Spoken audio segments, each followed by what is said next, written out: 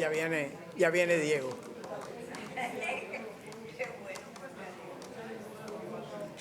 Buenas tardes.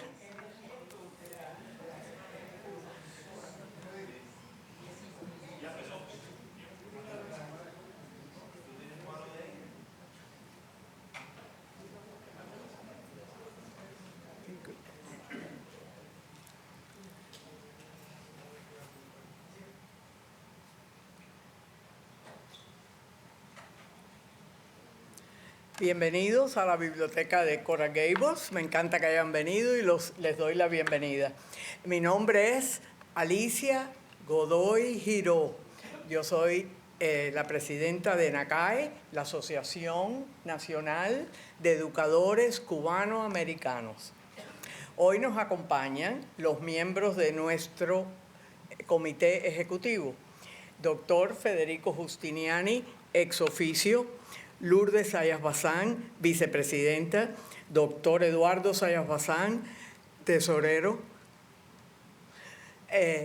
Doctor Jorge Giró Puyans, vicetesorero. Y Yossi Valdés Hurtado, que es secretaria pero no está presente. Y Daniel Pedreira, PhD. También Wenceslao Cruz, que es nuestro fotógrafo profesional de sonido, de grabaciones, y pone esta conferencia completa por YouTube. La pone ahora en vivo y más tarde la pueden ver. Bueno, NACAE es una organización sin fines de lucro y está dedicada a promover la educación, la cultura y los valores de nuestra comunidad. Cada año nuestra organización lleva a cabo varias cosas grandes que presentamos, importantes iniciativas se llaman. Primeramente, el Premio Educador del Año, otorgado a profesores de habla hispana que se han destacado por su excelencia, experiencia y dedicación.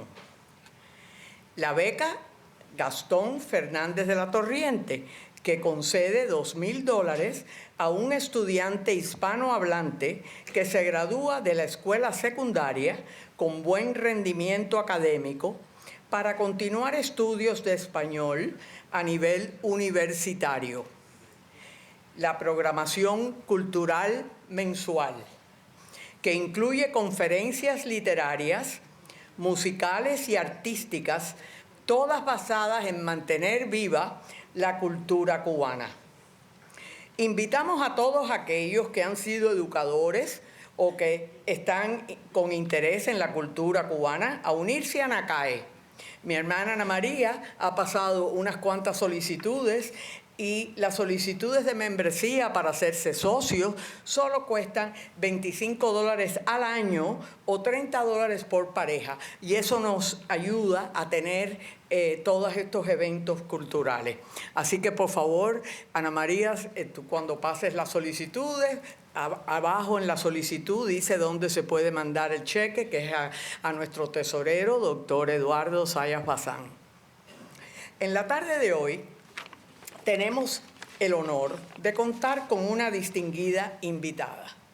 Ella es una gran personalidad de televisión y radio, escritora, ensayista, conferencista institucional, bachiller en ciencias sociales, con estudios superiores en psicología y filosofía y letras, obtenidas en su país natal, Argentina. Cristina ha publicado 8 libros y se desempeña como experta en temas de psicología social y familia.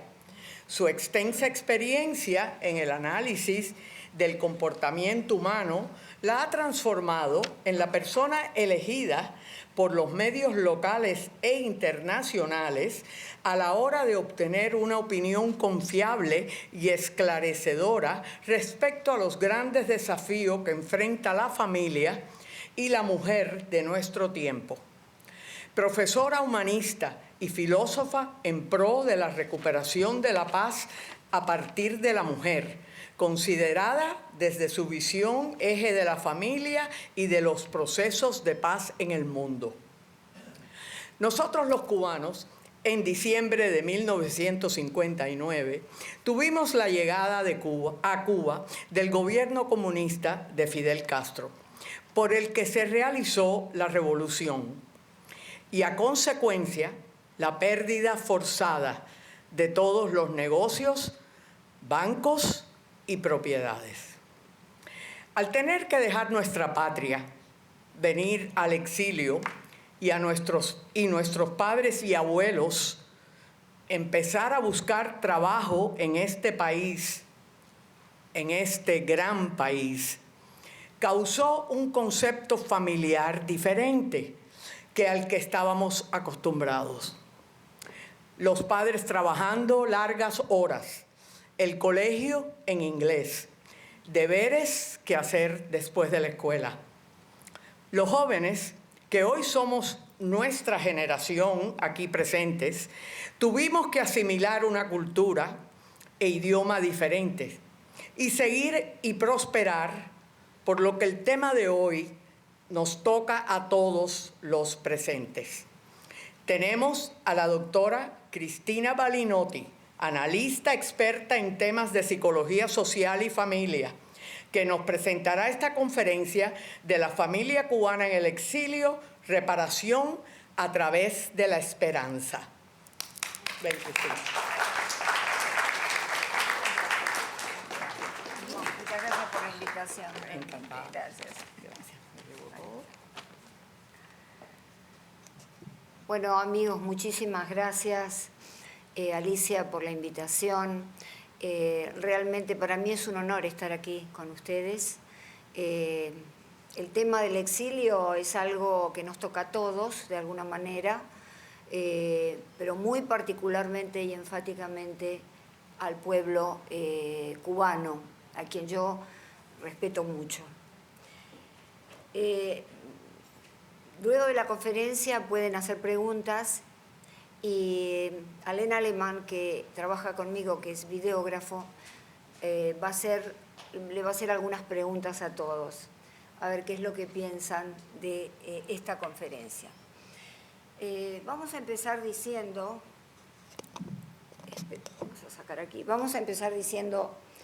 que Rainer María Rilke dice: la única patria del hombre es la infancia. ¿Qué nos dice Rilke con esta aseveración? Nos dice que en la infancia conocemos los primeros sabores, los primeros aromas, los primeros colores de la patria en la que nacimos, del barrio, de la casa, de las esquinas, esos lugares a donde nos llevaba mamá de la mano, caminando, y que en el caso de Cuba particularmente ha sido una infancia altamente colorida, benéfica. Vuelo con la imaginación hacia vuestras infancias y me veo allí caminando en esas calles con el contraste de los beige y los grises, contraponiéndose a esos colores vibrantes de la edificación de La Habana, de la edificación de Cuba. Algo maravilloso que, por supuesto, acá, para los que están en el exilio, implica una nostalgia. Nostalgia viene del latín, significa de dos raíces: nostó, regreso, y algia, dolor, algo, dolor. Es ese dolor y esa nostalgia por volver a ver justamente la única patria que conocemos, que es nuestra infancia. Si bien hemos venido a otra patria de acogida maravillosa, que ha sido, por supuesto, y que es Estados Unidos. En torno a esto, entonces, hoy hablamos la familia cubana en el exilio, reparación a través de la esperanza. Y hay muchos conceptos fértiles allí. Familia, exilio, reparación, esperanza. Son conceptos que se concatenan unos con otros. En principio, la unión de la familia cubana. Mantener los lazos familiares, que es tan importante. Ahora, el exilio. ¿El exilio qué es? Es una forma de migración forzada. Vamos a hacer un periplo por lo que es la psicología del exilio, qué es el exilio, para después ligarlo con la familia cubana. Y ustedes van a ver que va a dar unos frutos muy importantes. Y cuántas cosas que la psicología aconseja para superar el duelo de un exilio, ustedes lo han logrado. Exilio es una forma, como les decía, de migración forzada, y viene del latín exilium, destierro, y también exilere, saltar o correr hacia afuera, empujados desde ya. No es un exilio voluntario, aunque existe el exilio voluntario, pero nos han forzado afuera y no volvemos por el peligro a nuestra vida, ¿verdad? Porque regresar a esa tierra implica un peligro. Entonces, el exilio y la migración quiere decir movimiento, desplazamiento de pueblos, es el mito imborrable del desplazado. ¿Y por qué un mito imborrable del desplazado? Porque desde las primeras asentamientos humanos, desde la prehistoria, desde 5 millones de años atrás, los antecesores humanos ya migraban. 200.000 años atrás, el Homo sapiens, el hombre sabio que somos nosotros, y eso de sabio en algunos casos es cuestionable, pero somos el Homo sapiens, comenzó a migrar de África hacia todo el mundo, poblando todo el mundo, a tal punto que está en el genoma humano la marca de esas migraciones. Y actualmente se está estudiando el hecho de que hay genes conectados con la migración, que impulsan a la migración. Es algo que fue mano a mano paralelo con la evolución del hombre, porque era una cuestión de supervivencia. Se desplazaban grupos humanos para cambiar de climas benéficos, se desplazaban a lo mejor para encontrar mejores lugares para sus crías, ¿verdad?, en ese momento. De modo que, y el primer exilio, ¿ustedes saben cuál fue el primer exilio del hombre? El primer exilio del hombre fue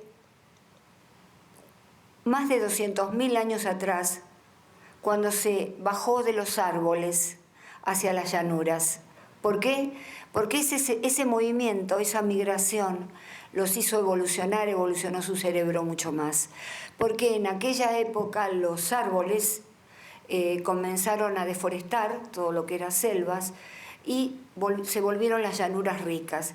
Bajaron y ahí está en nuestro genoma humano la huella de esa increíble migración, el mito imborrable del desplazado, que en el fondo acá en Estados Unidos todos somos, sin duda, casi todos los desplazados de algún país.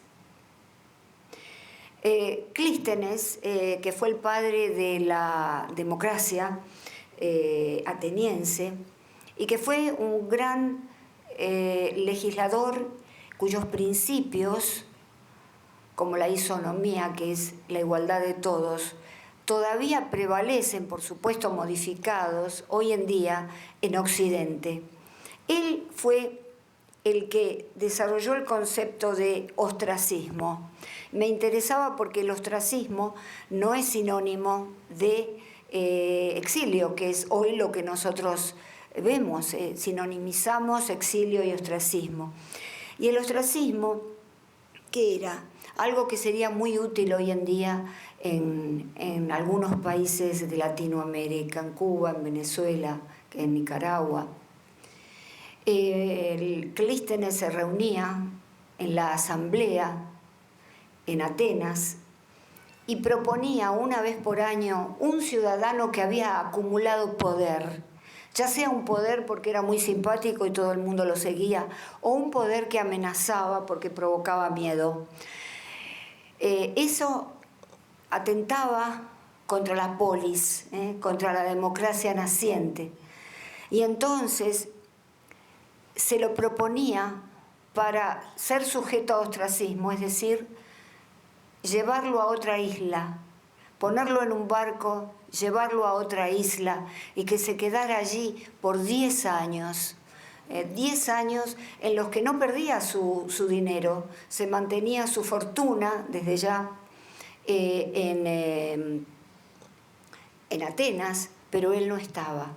Y entonces era la prevención de la tiranía, no era en efecto la condena de alguien, porque no se lo condenaba, sencillamente se lo apartaba.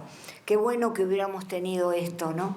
En muchos momentos de la historia, particularmente en Latinoamérica, este ostracismo que justamente necesitaba un quórum de 6.000 individuos. Y ahí está, se escribía con un punzó en cerámicas rotas el nombre de la persona, si se estaba de acuerdo para someterlo a ostracismo.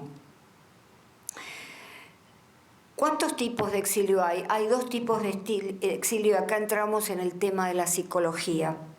En principio hay un exilio emocional, que atención, no es fortaleza, es dolor. Es exilio emocional, ahora van a entender por qué esto de que no es fortaleza.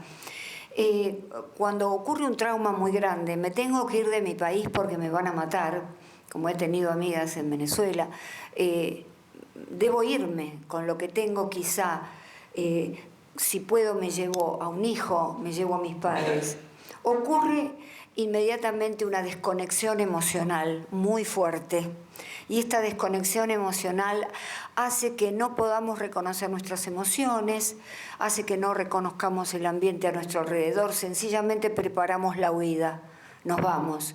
Y uno dice, qué persona fuerte. No, es una persona que está transitando este exilio emocional, que luego, desde ya, continúa con el exilio geográfico. Estos 2 exilios no es sencillamente un cambio geográfico de locación, es un viaje existencial en donde yo cambio por dentro y a ustedes les habrá pasado. Debo fundirme con otras civilizaciones, ese fenómeno transcultural, con otra forma de vivir.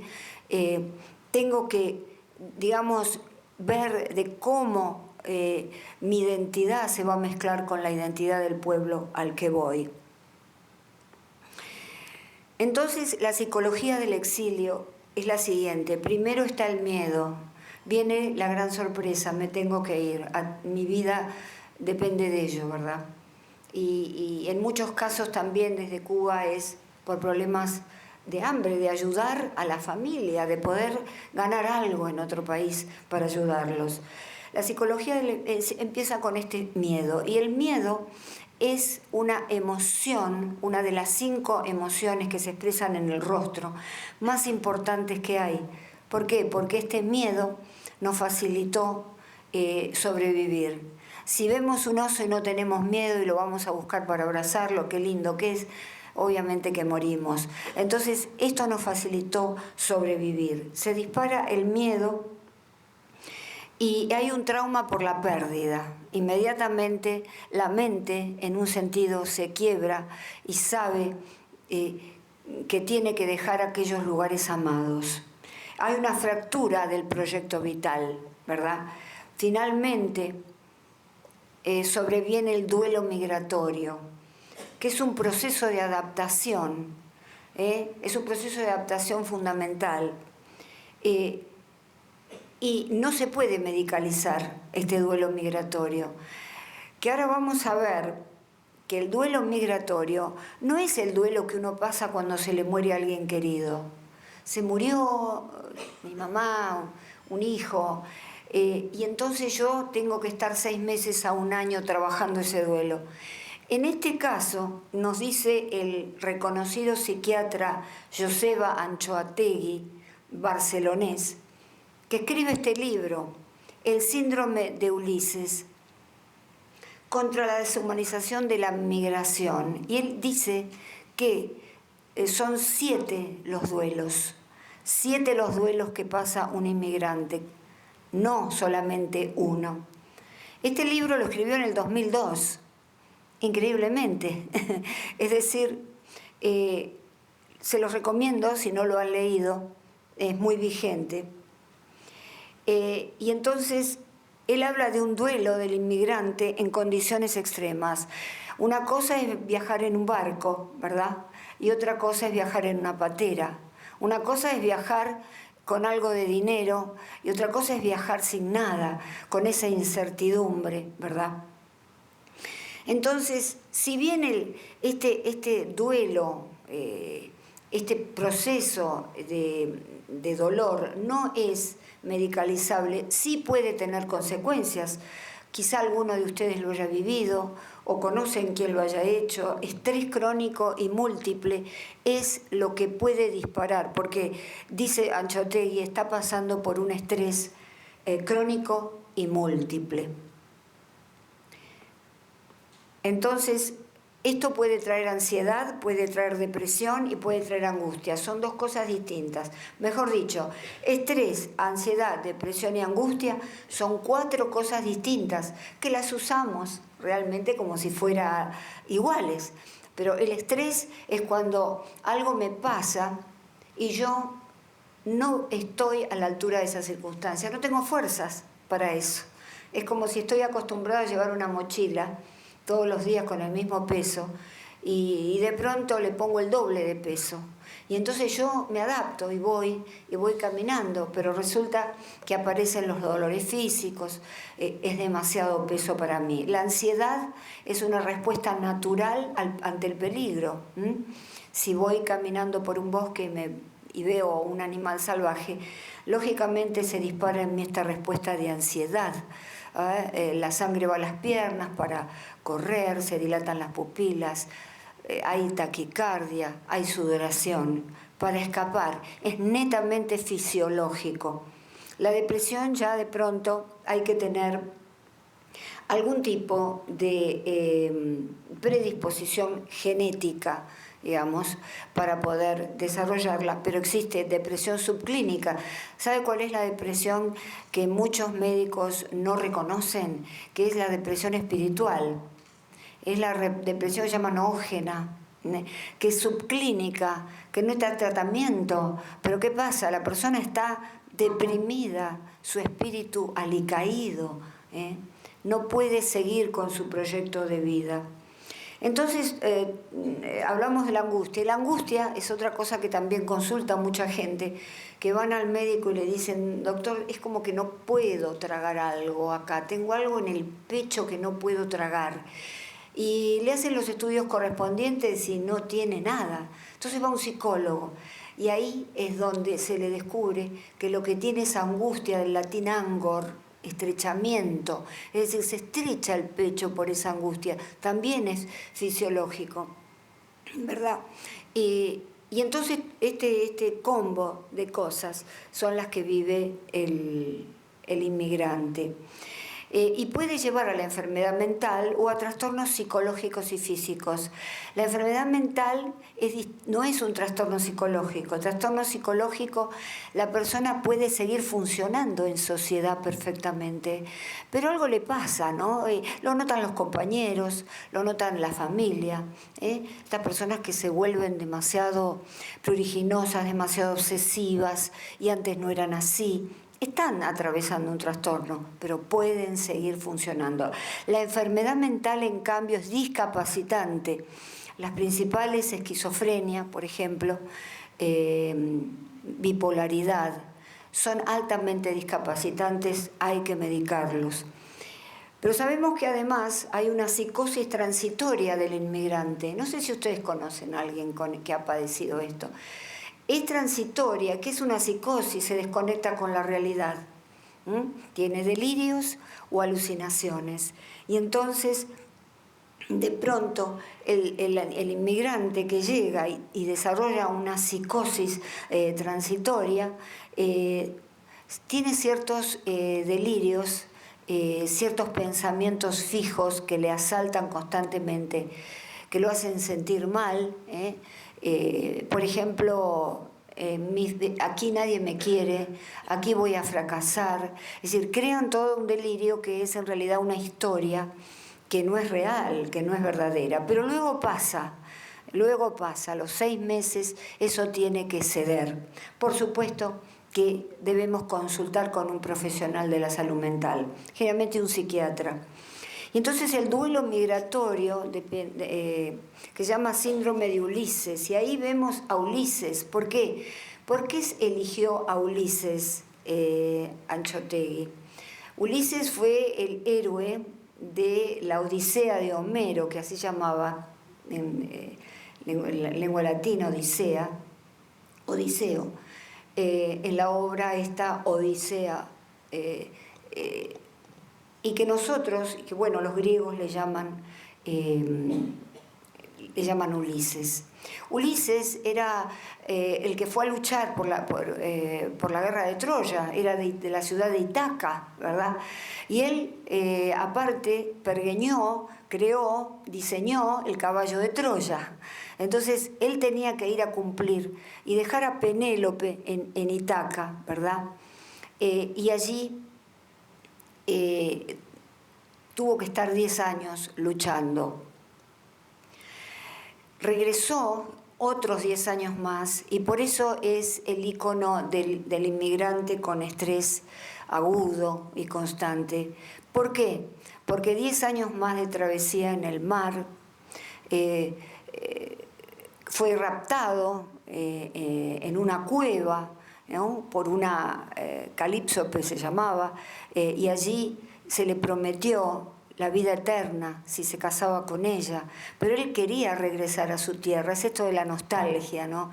Quería estar con su amada, con Penélope, no lo aceptó, siguió la travesía con una serie de enfrentamientos a monstruos marinos, a la furia del mar, que por supuesto valen como metáfora, ¿no?, de lo que es el sufrimiento interno y a veces externo físico de un inmigrante. Y estos 7 duelos de los que habla Anzoátegui son el duelo de la familia y los amigos, los tenemos que dejar.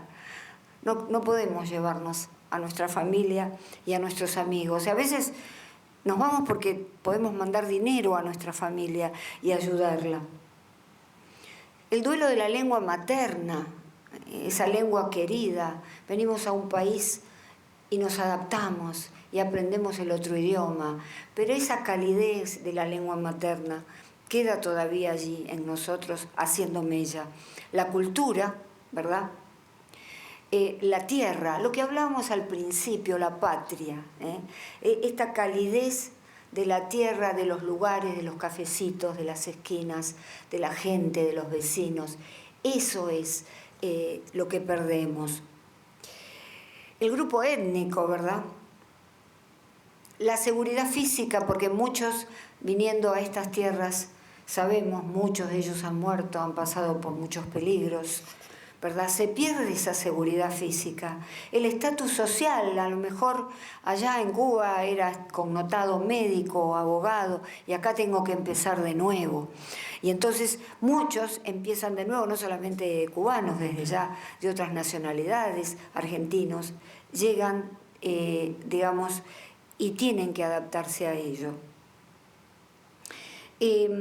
Todas las culturas hemos pasado y tenemos esta clase de exilio. Yo, por ejemplo, les voy a hacer una anécdota personal.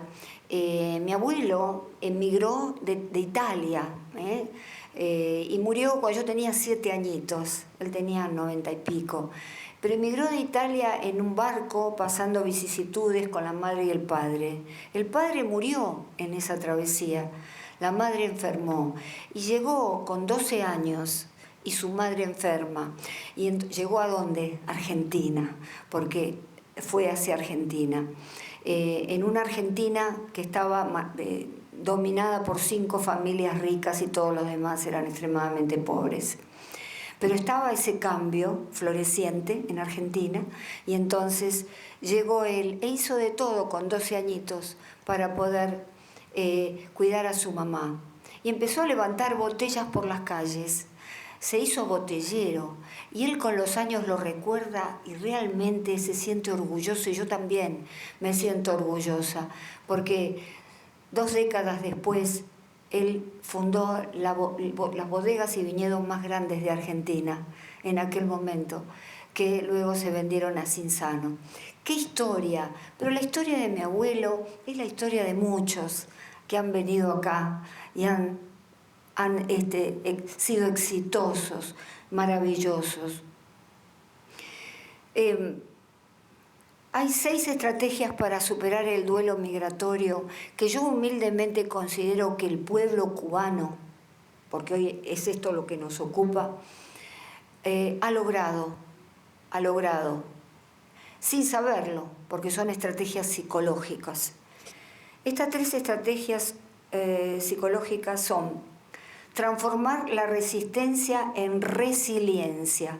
Ustedes saben que resistir, hay árboles que resisten, son duros, son fuertes, pero resulta que cuando viene una tempestad, un viento huracanado, se quiebran por completo.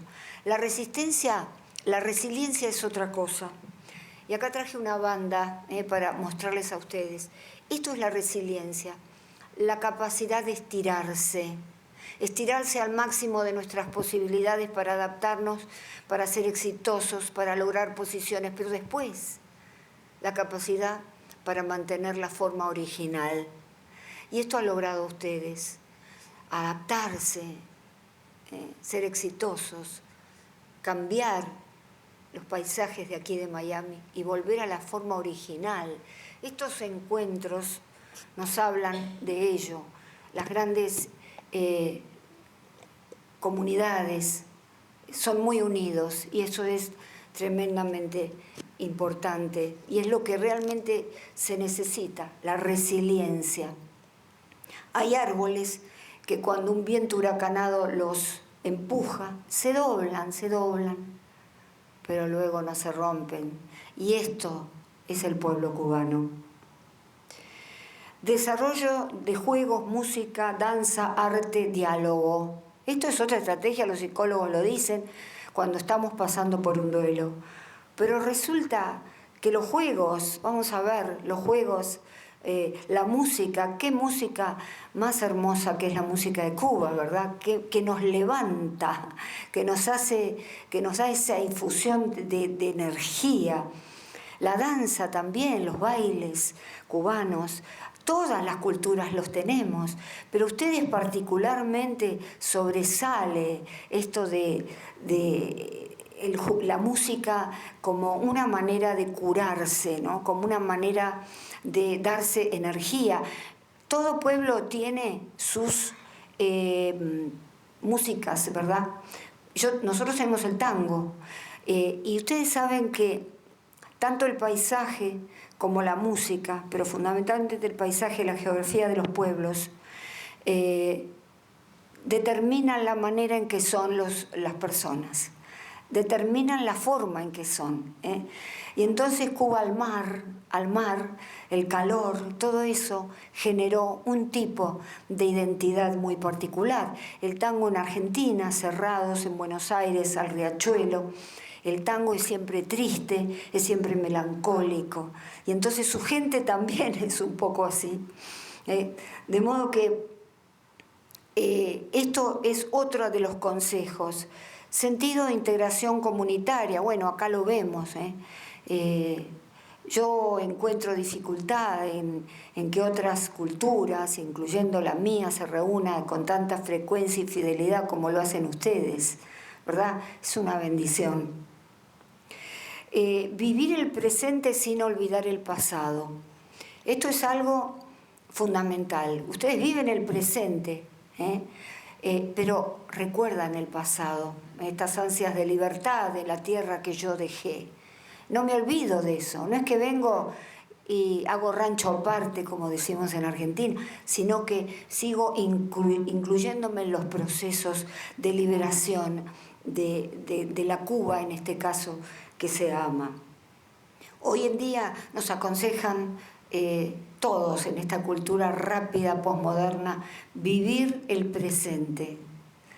El pasado ya fue, el futuro no existe, sin embargo no es así.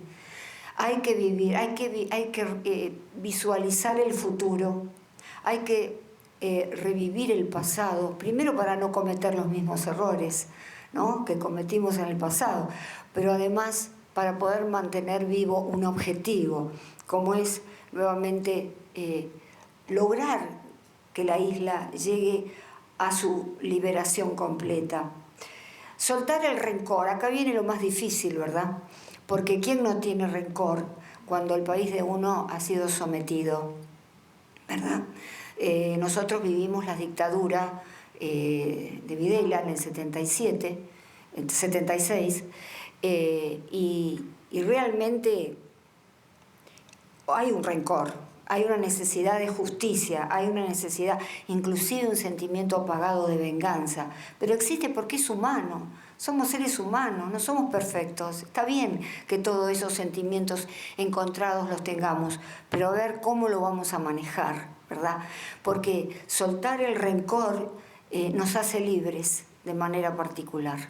El rencor es una carga pesada que lamentablemente le hace daño al que la lleva y no hacia aquel al que va dirigido el rencor. Y lo sexto es la reparación emocional. Hay una técnica milenaria japonesa que se llama kintsugi. Es una técnica mediante la cual, cuando se rompe una cerámica, un plato de porcelana, de cualquier material, en Japón, los expertos en esta técnica sellan la parte rota con laca combinada con polvos de oro, con polvos de platino, con polvos de plata. Hoy en día es muy común, se hace con epoxi y los polvos dorados que ahora imitan muy bien lo que es el oro, ¿verdad? Son similares. Pero esto es interesante. ¿Por qué? Y pasa a la psicología. Porque en lugar de ocultar las grietas, hay que destacarlas, ¿eh? Son nuestras huellas y entonces las tenemos que destacar. Las cicatrices son un símbolo de fortaleza, ¿eh? No es algo que nos hace minusválidos. Cada grieta es una oportunidad, y vaya si lo saben ustedes, cada grieta es una oportunidad. Y entonces, esta es la sexta que yo veo característica que encuentro en ustedes particularmente. Porque Cuba es ejemplo de reparación. ¿Y qué quiere decir reparación? Volver a preparar. Volvieron a preparar la fórmula del éxito, de la felicidad en familia en otro país. Se reinventaron, se adaptaron.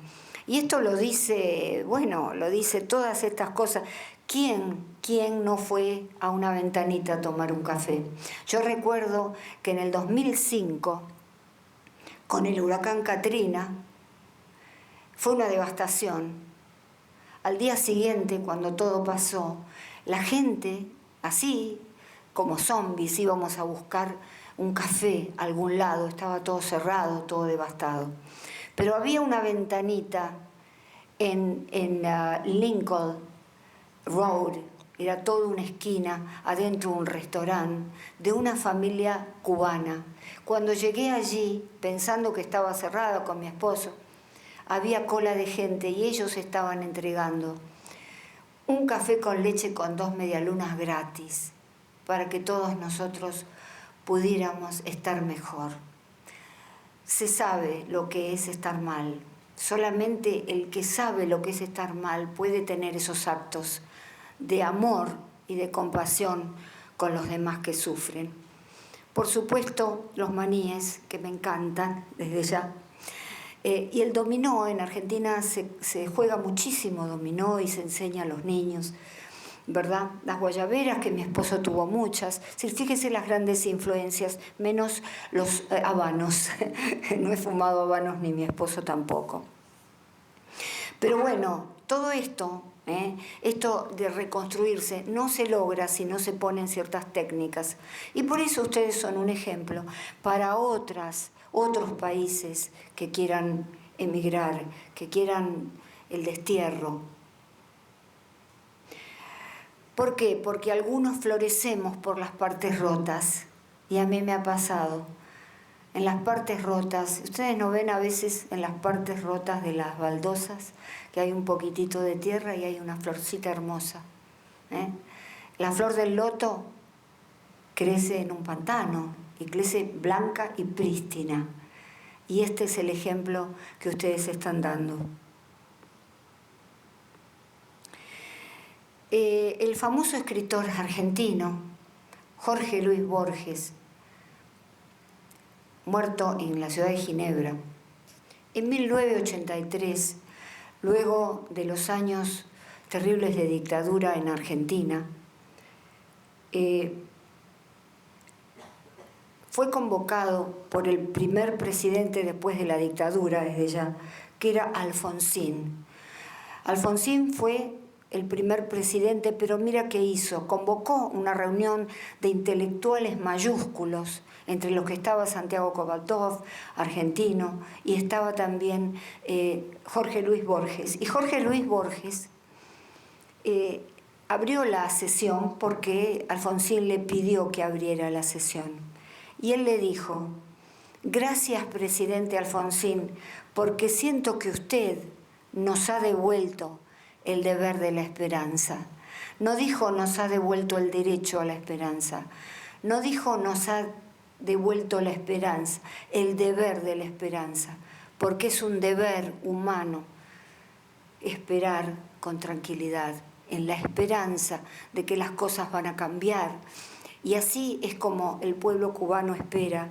Y es, por supuesto, el deseo mío y de todos los que tenemos este exilio en las venas. Yo también tengo una abuela que no conocí, que nació circunstancialmente en Cuba. Y a los 6 años la familia la llevó para España y de España volvieron a Argentina. Pero es decir que estamos todos, es una reunión holística esto. No es que yo estoy acá y ustedes están allá. Estamos todos unidos. Entonces, que el deber de la esperanza sea la bandera que nosotros tenemos que elevar junto con la bandera, en este caso, de Cuba. De nuevo volvemos a Rilke, ¿verdad? Y nos dice, en un poema maravilloso, Rilke era el poeta austríaco de lengua alemana más importante de Europa. Deja que todo te suceda, la belleza y el terror. Solo sigue adelante, convierte tu muro en un peldaño. Y eso es el peldaño que ustedes crearon aquí y que es ejemplo para muchas culturas que están emigrando. Mi nombre es Cristina Balinotti y les agradezco inmensamente esta escucha de esta charla y por supuesto podemos continuarla si ustedes tienen preguntas. Muchísimas gracias.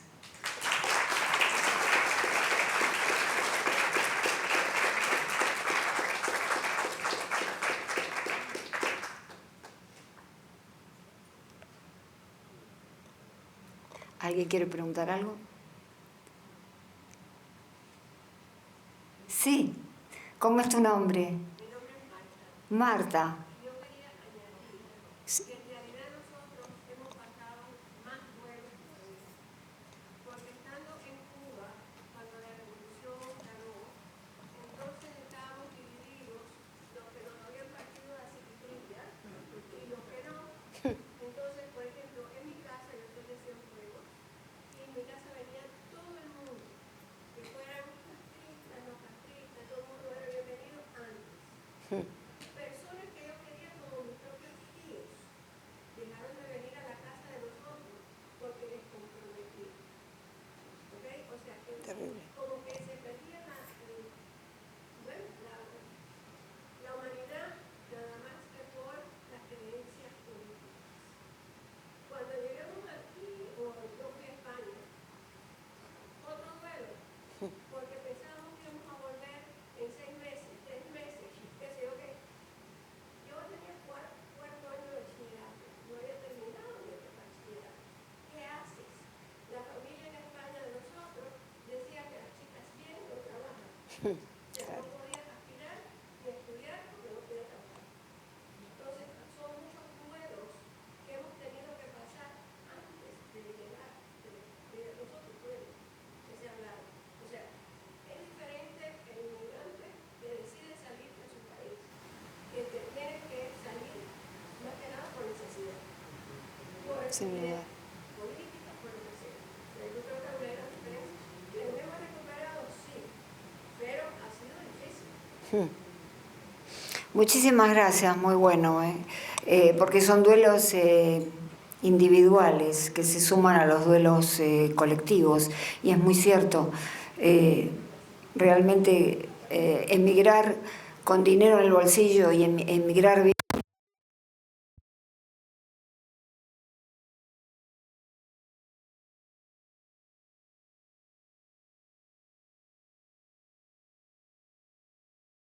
Argentina, buscando orden, buscando orden. La primera vez que llegué acá, a este gran país, a Estados Unidos, mi hijo tenía 4 años, fue en el 81, y me asombró ver el orden en las calles, ver a la gente linda y justamente conocer la cultura cubana, porque no encontraba dónde ir a comer algo parecido a Argentina, y me dieron la palomilla y el arroz con los frijoles y me encantó. Y es el día de hoy que vamos a comer comida cubana, porque era lo más aproximado. Así que muchas gracias por lo que dijiste.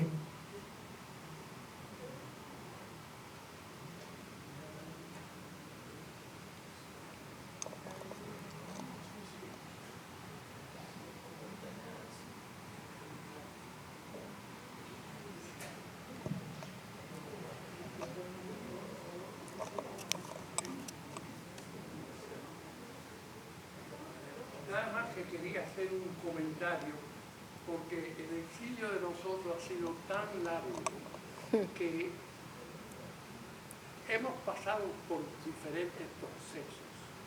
Por ejemplo, los que salimos temprano en el exilio, no pasamos por aquello de los comités de defensa, los actos de repudio, no tuvimos que aprender a mentir, a la hipocresía,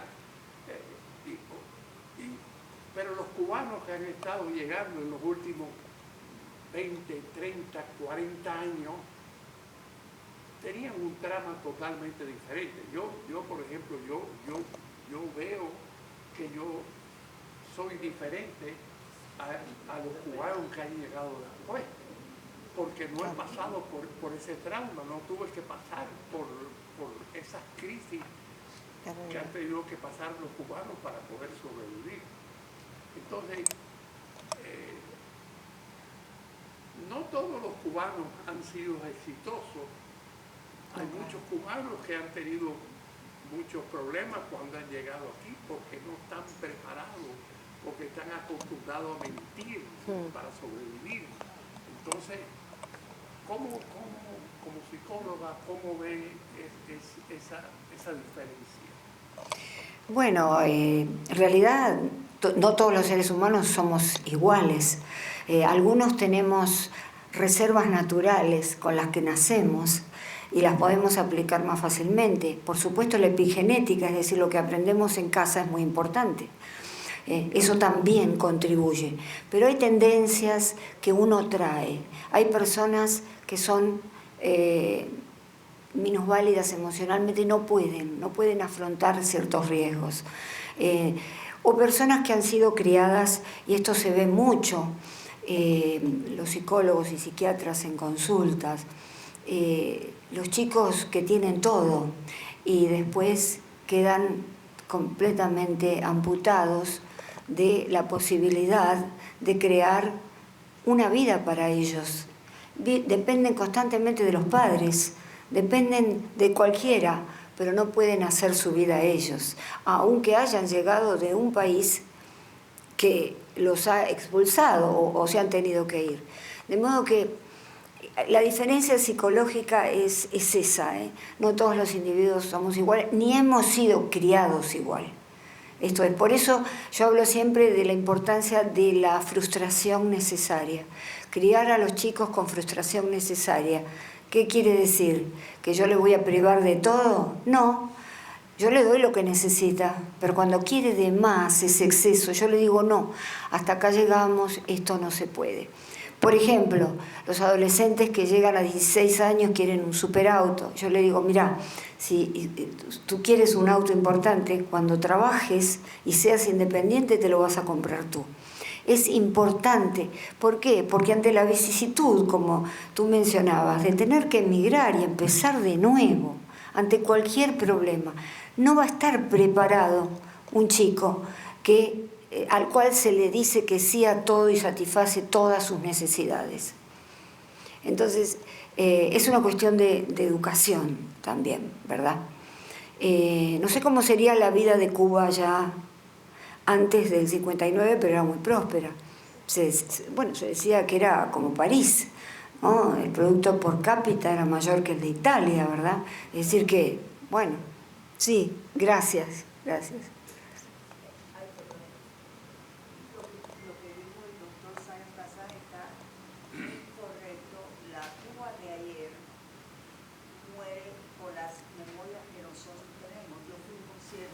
Hace como 10 días, donde pusieron canciones de la época de ayer, de antes del 61, fotos de la Cuba de ayer, y yo vi lo que estaba en el auditorio, que éramos como 700 personas, y todo el mundo era más o menos de 70 años para arriba. Y yo decía, yo estuve interna aquí a los 12 años, salí en el año 61 con mi familia y perdí un tío que yo adoraba en Playa Girón. Y yo vi la generación de nosotros, que la memoria que tenemos de Cuba, la tenemos por nuestros abuelos, que ya están muertos, mis padres, pero todo lo que estábamos ahí, que yo miré a todo el mundo, nadie tenía menos de 70 años. Los que están llegando ahora han pasado 67 años. O sea, toda esta generación, como dice el doctor Salazar, que está llegando desde el año 70, 80, no conocieron la Cuba de ayer. Sí. Las memorias que tienen son las que hay que resolver, quiere decir robar, no quiero trabajar, el gobierno me mantiene. Están acostumbrados, es muy triste ahora que se está planeando relaciones con Cuba. Pero ¿cómo tú tratas a toda esa generación de allá, que es lo único que conocen? Sí. Porque con nosotros, por ejemplo, mis hijos nacieron aquí, todo el mundo que estaba en ese auditorio, me di cuenta, ya están los padres muertos, los abuelos muertos, o sea, esa Cuba que vimos, que la gente, las personas en la primera fila lloraban, cantaban, bailaron, fue un acto espectacular. Y yo decía, esa Cuba no la conocen los cubanos que están llegando. Claro. Es muy triste. O sea que ese proceso de Cuba ahora, con toda esta gente que no están acostumbrados a trabajar, están acostumbrados a resolver, es triste pensar que nosotros somos, el grupo de nuestras edades, somos la última fase de la Cuba de ayer. Yo tuve amigas, muchas gracias, hermoso. Muy bueno. Sí, y es verdad, yo tuve amistades, sí. Yo creo que la revolución cubana ha destruido el país económicamente, pero más importante que la destrucción económica en la destrucción del carácter moral del cubano, que eso es lo que expresa lo que ella estaba diciendo y lo que decía Sayas Bazán. O sea que son individuos que están acostumbrados a resolver, entre comillas. Y resolver significa mentir, decir lo que no pensamos para poder sobrevivir, robar. Robar es perfectamente legítimo en la Cuba de hoy en día. Yo tuve un médico interno que me contó que él ya estaba en contra de la revolución, pero su padre seguía siendo revolucionario. Y el padre lo obligaba a meterse debajo de la camisa, escondido en la barriga, una pieza de carne que se robaba de la carnicería. Y él se enfrentó un día con su padre y le dijo: papá, ¿tú crees que es legítimo que un hombre honrado y decente como tú tenga que robar carne para que pueda la familia sobrevivir? O sea que el cubano de la actualidad está acostumbrado a fingir, a robar, a expresar lo que no siente para poder sobrevivir. Y yo creo que ese daño va a ser más difícil de reparar que el daño económico el día que el régimen cubano caiga. Muy bueno. Sí, sí. Sí. Es importante que se note que hay dos inmigraciones, la forzada y la necesitada. Claro. La necesitada es la de ahora que viene con necesidad. La original fue la forzada. Cuando se define a eso ya se sabe, ¿no? Claro, claro. Bueno, también es la época, ¿no? Porque la época posmoderna es una época que lleva a la gente a no pensar de la manera de la generación anterior, nuestra, ¿verdad? Ahora es muy difícil los jóvenes en todas partes del mundo.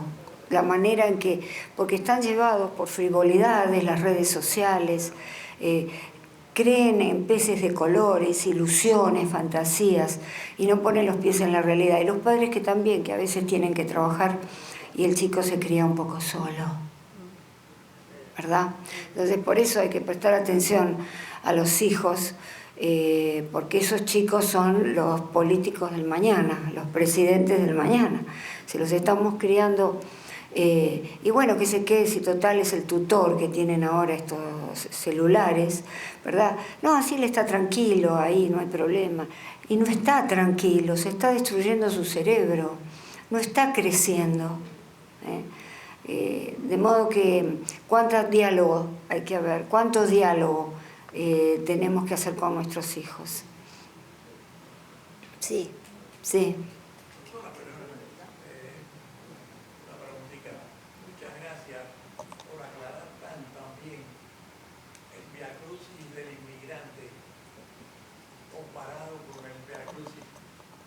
Emigrante económico. Me imagino que el emigrante, los millones que han llegado, que Obama les abrió las puertas, que se están apoderando de los Estados Unidos, no pasan por ese vía crucis que ha pasado el inmigrante que somos nosotros. O sea, ellos vienen por otro motivo, por la supervivencia, por la comida, etc.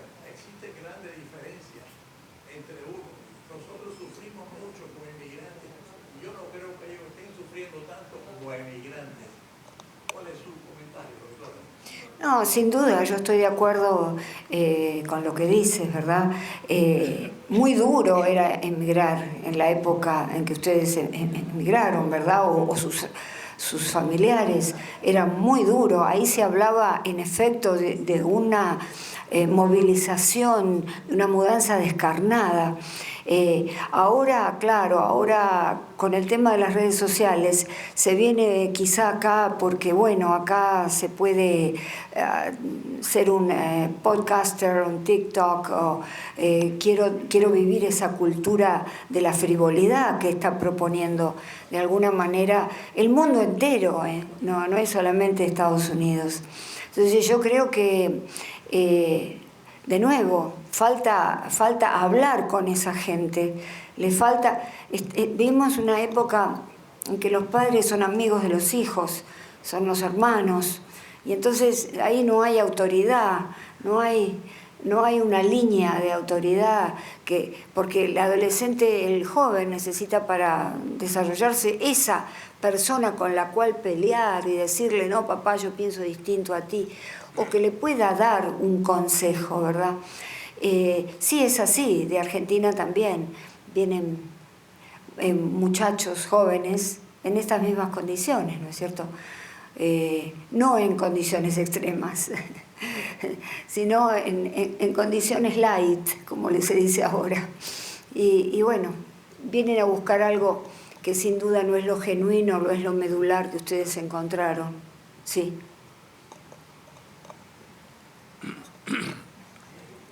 Es importante que entendamos que es totalmente diferente un emigrante y un desterrado político.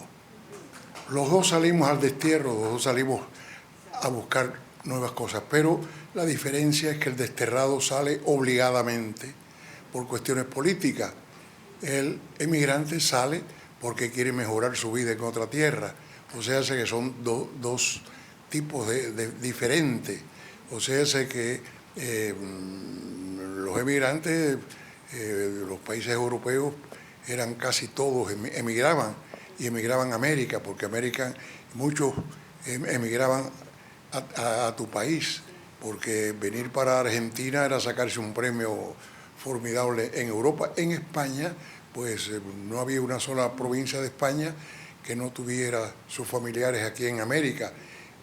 Como es natural, como que fuimos descubiertos por los españoles y todas esas cuestiones, pues la emigración era diferente, pero el caso de los cubanos es totalmente sui generis.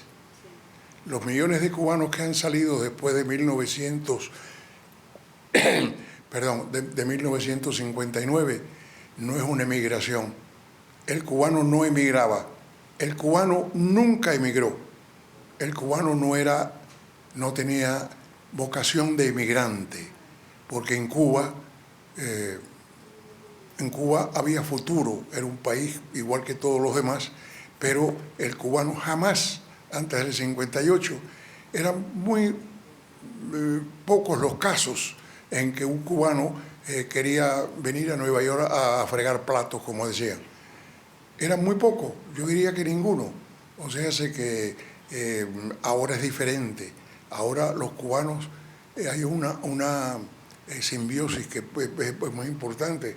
Es algo sui generis entre el cubano de hoy, que está bajo la tiranía castrocomunista, no es solamente es autodesterrado, porque muchos no los obligan a salir, pero ellos quieren salir porque es una combinación de emigrante con exiliado. O sea, el cubano que sale hoy de Cuba, pues claro,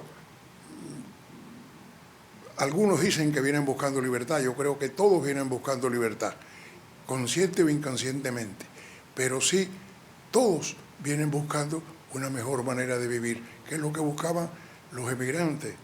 ¿No te das cuenta? Las famosas zarzuelas españolas, el emigrante y todas esas cuestiones. O sea, que el caso es de Cuba. A mí me parece que no se puede generalizar mucho, y muchas de los estudios que se han hecho han llegado a conclusiones de que el caso de Cuba es un caso sui generis, es un caso diferente. Nunca ningún país, por lo menos desde que la historia es historia, ha sucedido o ha tenido la desgracia de que haya pasado por lo que ha tenido que pasar Cuba por los últimos 67 años. Muchas gracias. Sí, muchas gracias por tu presentación y espero que lo hayan disfrutado y que pasaran una tarde muy agradable, y nos vemos, si Dios quiere, en el próximo evento. Y muchas gracias a Cristina Balinotti. Muchas gracias. Me encantó estar con ustedes reunidos. Muchísimas gracias. Sí, el próximo evento será el 13 de junio, pero tenemos que tener el título, que va a ser el 10. Sí, va a ser Pedro Pan y lo va a hacer Víctor Triay y Carmen Verdeja. No, Valdivia, ¿no va a ser los dos? El 10 de junio, pero yo les aviso a todos, no se preocupen. El 10 de junio es un miércoles. Yo les aviso a todos, no se preocupen. Buenas noches, encantada y gracias por venir. Gracias, Cristina. A ti.